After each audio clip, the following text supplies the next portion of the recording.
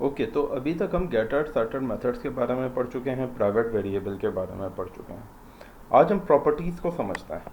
आपके सामने स्क्रीन पे इस वक्त एक एग्जांपल लिखी नज़र आ रही है जिसमें कि हमने एक्स पॉइंट क्लास के अंदर एक्स एक प्राइवेट वेरिएबल बनाया है। बाय डिफ़ॉल्ट उसकी वैल्यू हमने 5 कर दी है, डिफ़ॉल्ट वैल्यू एक दे दी है। अच्छा, उसके बाद फिर एक गेटर फंक्शन है, उसके लिए गेटर मेथड है जो कि एक्स की वैल्यू रिटर्न करेगा। सेटर मेथड है जो कि एक्स की वैल्यू सेट कर देगा। एक डिलीटर है जो कि उसको डिफ़ॉल्ट वैल्यू पे ले जाएगा वापस से, यानी उसकी जो हमने सेट की होगी वैल्यू वो ख़त्म हो जाएगी, जो डिफ़ॉल्ट वैल्यू ये है इस पे चला जाएगा। अब इसका नुकसान क्या है कि आपको या आपके यूज़र को 3 चीज़ें कॉल करनी पड़ रही हैं, get X, set X, delete X, DEL X. अच्छा, अब अगर हम इस चीज़ से बचना चाहते हैं, इसकी कॉलिंग और इसको तरीका यूज़ का तो आप पिछली प्रीवियस ट्यूटोरियल्स में देख ही चुके हैं। अब अगर हम इस चीज़ से बचना चाहते हैं तो हमारे पास एक बहुत सोफिस्टिकेटेड वे है, वो ये है कि आप इसकी प्रॉपर्टीज़ क्रिएट करते हैं। अच्छा, प्रॉपर्टी क्रिएट करने के 2 तरीके हैं, ये एक बात समझ लें। प्रॉपर्टी क्रिएट करने के 2 तरीके हैं, 2 ways to create property in Python. Number 1 आपका तरीका है थ्रू फंक्शन, और नंबर 2 आपका तरीका है थ्रू डेकोरेटर। अच्छा, जो मोर प्रॉपरली रिकमेंडेड तरीका है वो डेकोरेटर के ही थ्रू है, लेकिन फंक्शन के थ्रू भी लोग यूज़ करते हैं। दोनों तरीके बहुत वाइडली यूज्ड हैं। हम पहले फंक्शन के थ्रू करेंगे, उसके बाद डेकोरेटर के थ्रू करेंगे। क्योंकि हम फंक्शन के थ्रू इसलिए करेंगे पहले कि ये तरीका ज़्यादा सिंपल है यूज़ करने में, और जो कुछ हमने अब तक पढ़ा है ये उससे काफ़ी रिलेट करता है। अच्छा जी, अब आप आ जाएं इसमें कि करना किस तरह से।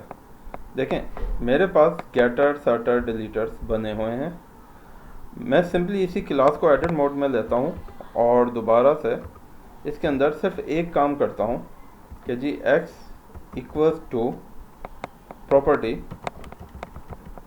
अच्छा, ये प्रॉपर्टी 4 आर्गूमेंट्स लेता है। इसकी डिस्क्रिप्शन मैंने अपने पास एक नोटपैड फाइल में रखी हुई है। 4 parameters, F get, F set, F delete और DOC, स्ट्रिंग रिप्रेजेंटेशन। अच्छा, इसका पहला आर्गूमेंट गेटर फंक्शन होता है, दूसरा आर्गूमेंट सेटर, तीसरा डिलीटर और चौथा DOC। लाजमी नहीं है कि आप चारों ही इसको argument at a time pass करें, आप कोई एक भी पास कर सकते हैं। फॉर एग्जांपल, आप इसमें सिर्फ गेट एक्स दे सकते हैं और एंड दैट्स इट, आपकी प्रॉपर्टी बन जाएगी। अब आप पॉइंट का अगर ऑब्जेक्ट बनाएंगे और p.x, अच्छा अब ये देखें, ये जो x है ना, ये आपकी प्रॉपर्टी है, ये आपका x वेरिएबल नहीं है। द रीज़न इसके ये वेरिएबल तो प्राइवेट ही एक्सेस हो नहीं सकता। आपने इसको प्रॉपर्टी के थ्रू p.x यहाँ पे लिखा तो उसने वैल्यू रिटर्न कर दी। अच्छा, अब इसमें वैल्यू असाइन करने का तरीका ये है कि p.x इक्वल्स टू आप उसको वैल्यू दे दें, लेकिन ये भी काम इसलिए नहीं करेगा कि आपने इसमें सेटर नहीं अप्लाई किया हुआ।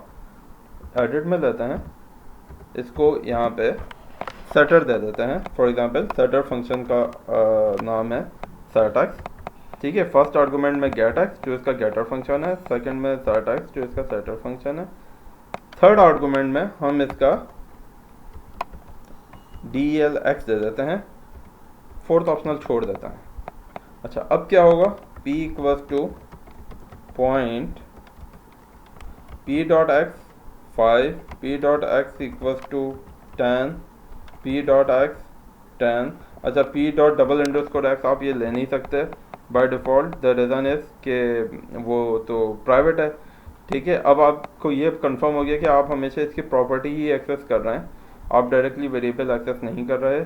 अच्छा, इसी तरह से अगर आप इसमें डिलीट का कॉल करना चाहते हैं तो DEL p.x आप लिख देंगे, आपका ये जो आपने वैल्यू असाइन की थी वो डिलीट हो के डिफ़ॉल्ट वैल्यू पे चली गई है।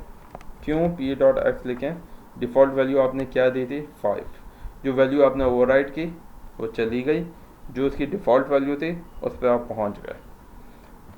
सिंप्लिसिटी क्या हो गई यूज़ में कि आप p.x यूज़ कर रहे हैं, आपको पूरा p.getx और p.setx कर सकते हैं, ऐसा नहीं है कि नहीं कर सकते। फॉर एग्जांपल, p.getx कर सकते हैं, कर लें p.setx, क्योंकि हम इस फंक्शन को प्राइवेट तो बना नहीं रहे, अगर प्राइवेट होता तो नहीं कर सकते थे, लेकिन अब क्योंकि प्राइवेट नहीं है तो हमने इसको सेट एक्स बना दिया। हम इसको यूज़ कर सकते हैं, पी डॉट गेट एक्स करके वैल्यू लें आप उसकी, ये हो जाएगा।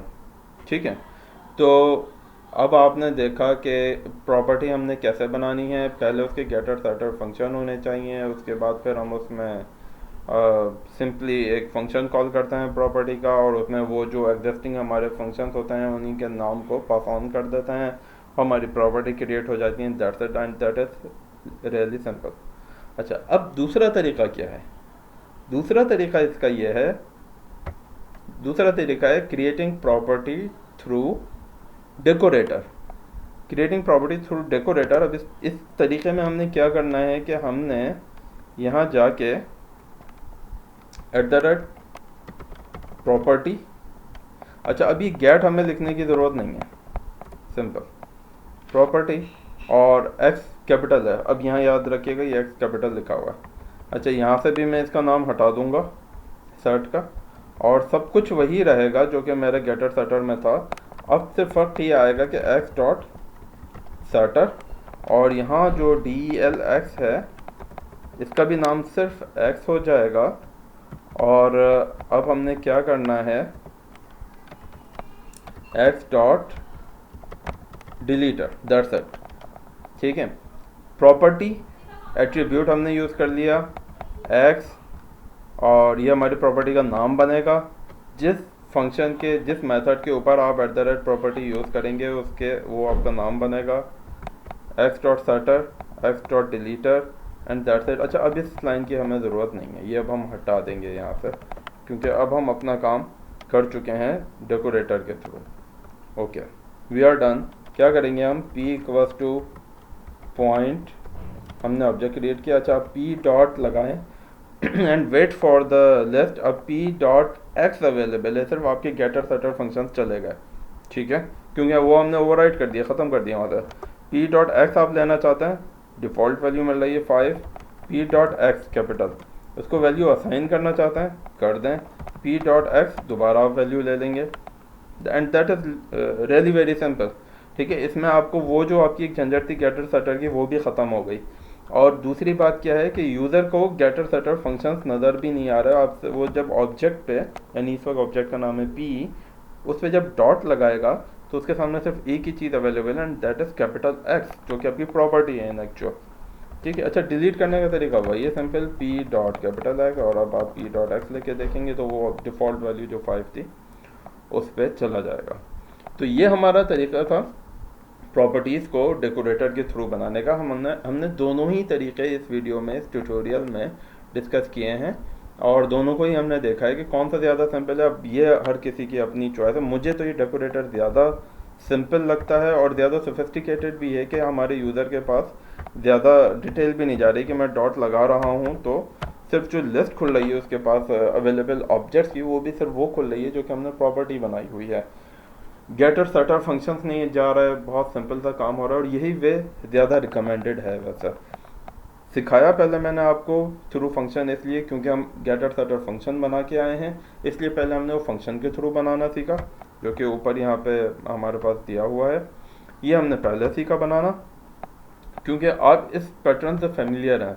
मेरी पिछले ट्यूटोरियल्स में आपने ये वाला तरीक़ाकार गेटर सेटर बनाने का देखा है, इसलिए पहले हमने ये सीखा, लेकिन रिकमेंडेड अब डेकोरेटर वाला स्टाइल है।